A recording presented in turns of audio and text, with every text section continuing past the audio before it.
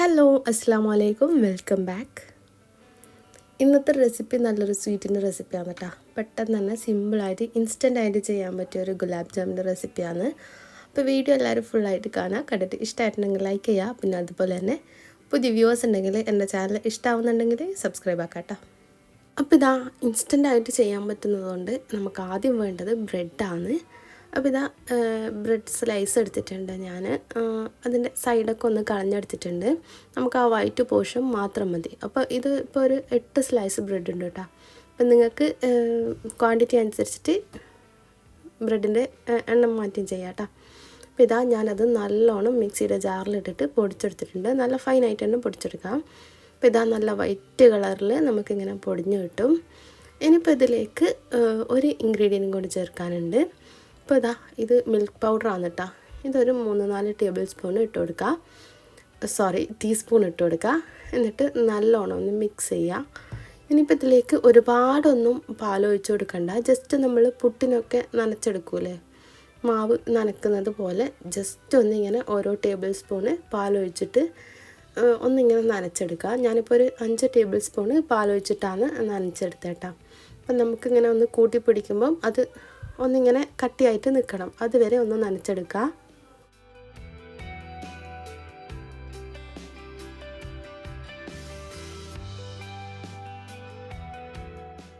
അപ്പോൾ ഇതാ ഈ ഒരു കണ്ടീഷൻ ആകുമ്പം നമുക്ക് പാലൊഴിച്ച് കൊടുക്കൽ നിർത്താം കേട്ടോ. ഞാനിപ്പം 5 ടേബിൾ സ്പൂണാണ് ഒഴിച്ച് കൊടുത്തിട്ടില്ലേ. ഓവറായിട്ട് ലൂസ് ആക്കണ്ട. അപ്പം നമ്മുടെ ബോളൊന്നും ശരിയായിട്ട് വരില്ല. അപ്പോൾ ഇതാ ബോളെല്ലാം ഒരേ സൈസ് ആവാൻ വേണ്ടിയിട്ട് ഞാനിങ്ങനെ ഇതാ ഈ ഒരു ടേബിൾ സ്പൂണ് അളന്നിട്ടാണ് കേട്ടോ എടുക്കുന്നത്.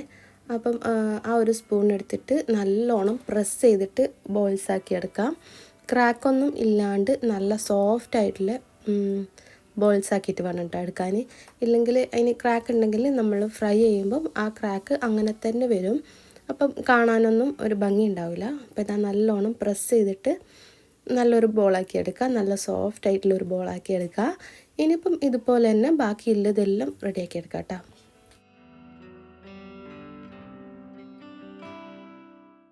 അപ്പോൾ ഇതാ മൊത്തത്തിൽ ഞാൻ ബോൾസാക്കി എടുത്തിട്ടുണ്ട്. അപ്പം ഇത് ഏകദേശം ഒരു 9 എണ്ണമാണ് കേട്ടോ കിട്ടിയിട്ടില്ലേ. ഇനിയിപ്പോൾ ഇത് ഫ്രൈ ചെയ്തെടുക്കണം. അതിനു മുമ്പ് നമുക്ക് ആദ്യം ഷുഗർ സിറപ്പ് ഉണ്ടാക്കാം. അപ്പോൾ ഇതാ ഞാൻ 1/2 കപ്പ് പഞ്ചസാര എടുത്തിട്ടുണ്ട്. പിന്നെ അതേ കപ്പിൽ തന്നെ 1/2 കപ്പ് വെള്ളം കൂടി ഒഴിച്ച് കൊടുക്കുക. എന്നിട്ട് മിക്സ് ചെയ്തിട്ട് സ്റ്റൗ ടോപ്പിൽ വെച്ച് കൊടുക്കുക കേട്ടോ. പിന്നെ അതിലേക്കൊരു 2-3 ഏലക്കായും കൂടി ഇട്ട് കൊടുക്കുക. എന്നിട്ട് അത് നല്ലോണം തിളച്ചിട്ട് സിറപ്പായിട്ട് വരണം.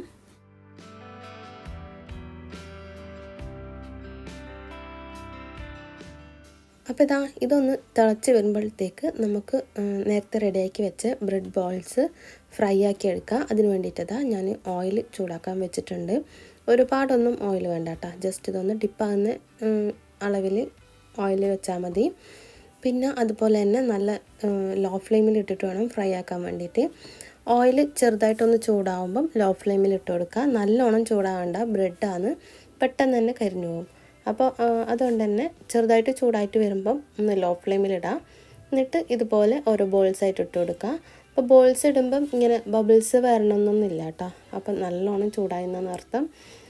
അപ്പം ഇങ്ങനെ ഒന്ന് ഇട്ടിട്ട് നല്ലോണം ഒന്ന് ഇളക്കി ഫ്രൈ ചെയ്തെടുക്കുക കേട്ടോ. സ്പൂൺ വെച്ചിട്ട് ഇതുപോലെ ഒന്ന് ഇളക്കി ഫ്രൈ ചെയ്തെടുക്കുക. അപ്പം എല്ലാ ഭാഗത്തും ഒരേ കളറായിട്ട് കിട്ടും. ഇല്ലെങ്കിൽ വേറെ വേറെ കളറായി പോകും കേട്ടോ. അതുകൊണ്ടാണ് ഒന്ന് ഇളക്കി ഒന്ന് മിക്സ് ചെയ്തുകൊണ്ടും ഫ്രൈ ആക്കണം എന്ന് പറയുന്നത്. അപ്പോൾ ഇതാ ഇതുപോലെ നല്ലൊരു ഗോൾഡൻ കളറാവുമ്പം നമുക്ക് കോരി മാറ്റാം കേട്ടോ. ഓവറായിട്ട് കളറ് മാറണ്ട. അപ്പോൾ ഒരു ഭംഗിയില്ലാത്ത പോലെ അല്ലേ. അപ്പോൾ ഇതാ ഇതുപോലെ തന്നെ ബാക്കിയുള്ളതും ഫ്രൈ ചെയ്തെടുക്കാം.